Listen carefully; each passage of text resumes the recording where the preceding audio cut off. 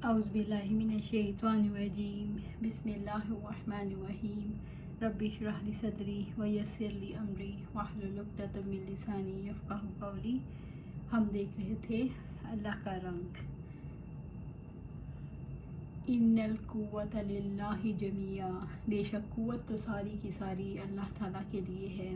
قوت والے کے ساتھ تعلق باندھ لیں، اس کے ساتھ تعلق جوڑ لیں تو آپ قوی ہو جائیں گے اور کمزور نہیں رہیں گے۔ آپ جذباتی طور پر مضبوط، ایموشنلی اسٹرانگ ہو جائیں گے۔ جذبات اگر اللہ تعالیٰ کے لیے وقف ہوں گے اور آپ اللہ تعالیٰ کی ذات کے ساتھ جذباتی لگاؤ رکھیں گے، آپ کے دل، آپ کے ذہن اور آپ کی زندگی میں اللہ تعالیٰ کی ذات بڑی ہو جائے گی، تو کوئی چیز آپ کو خوفزدہ نہیں کر سکتی، کوئی چیز جذبات کو متاثر نہیں کر سکتی، کیونکہ آپ کے پاس امید جیسی دولت ہے۔ آپ اللہ تعالیٰ پر توکل کر کے اس وقتی تکلیف، غم اور وقتی صدمے سے نکل آتے ہیں، اور اللہ تعالیٰ اپنے اوپر اعتماد کرنے والوں کو ایسے ہی حالات میں رکھتے ہیں۔ رسول اللہ صلی اللہ علیہ وآلہ وسلم سے اللہ تعالیٰ نے یہ فرمایا تھا، ہم نے تمہیں غم پر غم دیے تاکہ تمہیں اپنی کھو جانے والی چیز کا افسوس نہ رہے۔ افسوس سے نکل جاؤ۔ ایموشنل مینجمنٹ کتنی مضبوط چیز ہے۔ الحمدللہ مجھے ایمان کے حوالے سے یہ چیز بہت آگے لے جاتی ہے کہ ایمان والا رہتا دنیا میں ہے، لیکن اس نے ہر وقت اپنی سوچ سے اللہ تعالیٰ تک جانا ہوتا ہے۔ دنیا میں رہتے ہوئے اللہ تعالیٰ تک جانا ہی ایمان ہے۔ ہر موقع پر، خوشی ہو یا غم، مصیبت ہو یا آزمائش، کسی طرح کا موقع ہو، اللہ تعالیٰ تک پہنچنا کتنا عظیم کام ہے۔ اس دنیا پر رہنے والا چاہے کوئی کسی شہر میں رہے یا دیہات میں ہو، کسی بھی مقام پر ہو، اسے جب مصیبت آئے، اس سے جب کچھ کھو جائے، ہر موقع اس کے لیے اللہ تعالیٰ کو پانے کا موقع ہو جاتا ہے۔ اسی موقع پر جب کچھ کھو گیا تو اسے یاد رہتا ہے کہ میں اللہ تعالیٰ کا ہوں، انا للہ و انا الیہ راجعون۔ ہم اللہ تعالیٰ کے ہیں اور بے شک ہم اس کی طرف لوٹنے والے ہیں۔ یہ ایمان ہے، اور یہ زمین کے باشندوں کے لیے کتنی بڑی سعادت ہے کہ رہتے زمین اور فرش پر ہیں، لیکن ہر وقت سوچوں کے ساتھ عرش والے کے ساتھ جڑے رہتے ہیں۔ الحمدللہ رب العالمین۔ ایمان کتنی پیاری چیز ہے، کتنی بڑی دولت ہے، یقین کتنی بڑی نعمت ہے۔ جب کوئی ایمان کی حقیقت کو پا لیتا ہے تو ایمان تو ایک سیلاب ہے، اور سیلاب کے بارے میں آپ جانتے ہیں کہ راستے میں آنے والی ہر چیز کو بہا کر لے جاتا ہے۔ ایمان کا یہ سیلاب انسان کے سینے سے بہہ نکلتا ہے۔ یہ اللہ تعالیٰ کی ذات پر یقین اور اعتماد ہے۔ جب اللہ تعالیٰ کو بڑا مان لیا، پھر یہ سیلاب کیسے بہتا ہے۔ نبی صلی اللہ علیہ وآلہ وسلم کے بارے میں حدیث کی کتابوں میں ہمیں ملتا ہے، جب آپ نماز پڑھتے تو آپ کے سینے سے ہنڈیا جیسے ابلنے کی آواز آتی۔ آپ ایکسپیرینس کر کے دیکھیں، جب آپ اللہ تعالیٰ کی یادوں میں ڈوبیں گے، اللہ تعالیٰ سے ملاقات کریں گے، تو آپ کے سینے میں بھی ایسی آواز آئے گی۔ پھر یہ سیلاب آنکھوں سے بن کے رواں ہو جائے گا۔ یہ سیلاب آنکھوں سے آنسو بن کر رواں ہو جائے گا۔ ملاقات کا یہ تجربہ بہت خوبصورت ہے، اور یہ کسی وقت، کسی مقام پر کسی کو بھی ہو سکتا ہے، لیکن آزمائش شرط ہے۔ آپ تجربہ کرنا چاہیں گے، میں آپ کو ٹپ دیتی ہوں کیسے کریں۔ جرات کی بات ہے، لوگوں کے درمیان یا اکیلے میں آپ کسی بھی جگہ پر یہ تجربہ کر سکتے ہیں۔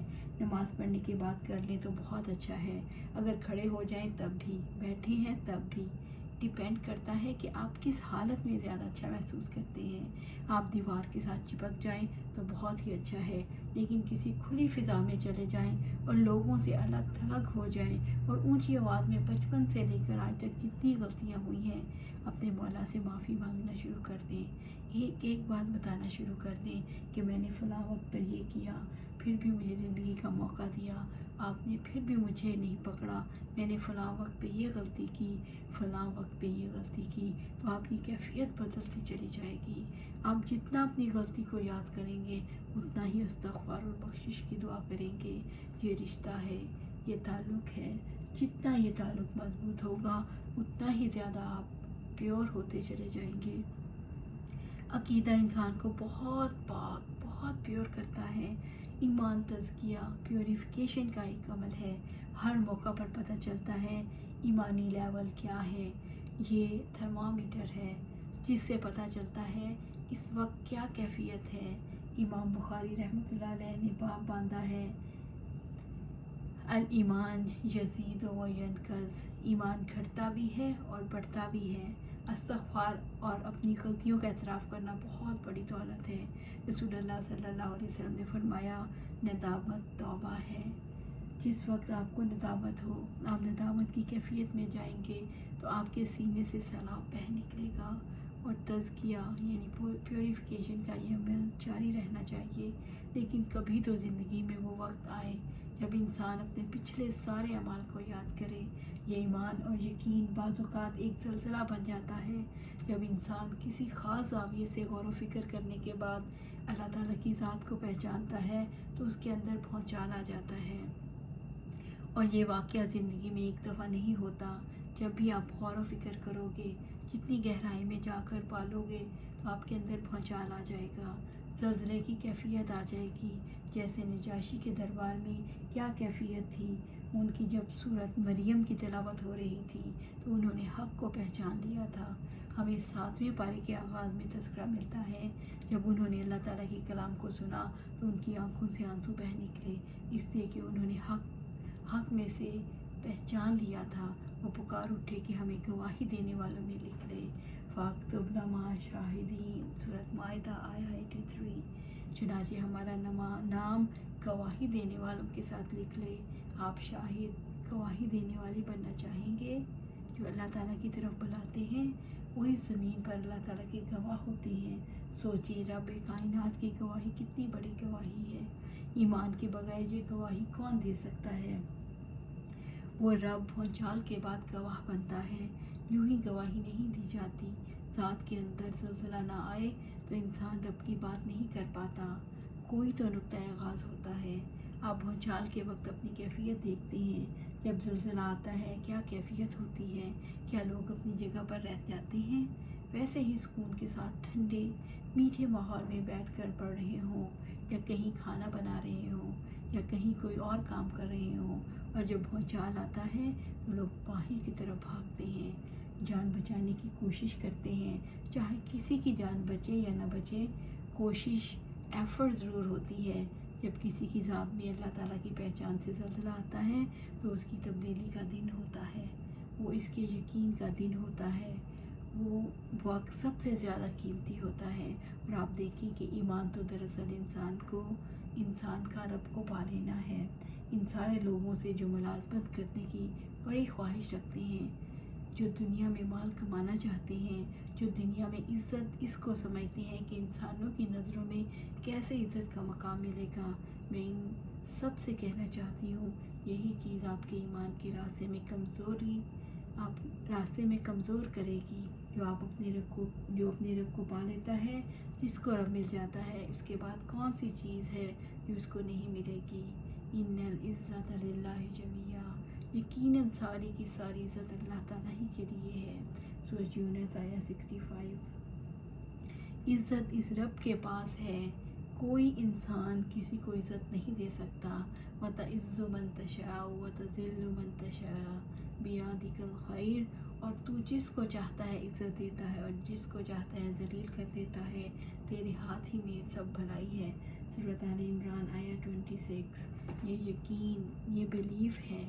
اللہم مالک الملک تؤتی الملک ممن تشاء تنزع الملک ممن تشاء وتعز من تشاء وتذل من تشاء۔ آل عمران آیا 26۔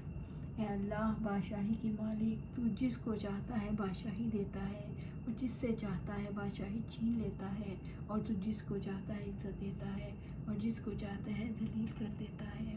اللہ تعالیٰ کے غلام بن جاؤ، بادشاہ کائنات کے غلامی اختیار کر لو، اس کی نوکری کر لیں، اس کی سروس پر لگ جائیں۔ اسی سروس میں انبیاء، صالحین، صدیقین اور شہداء نے عزت پائی تھی۔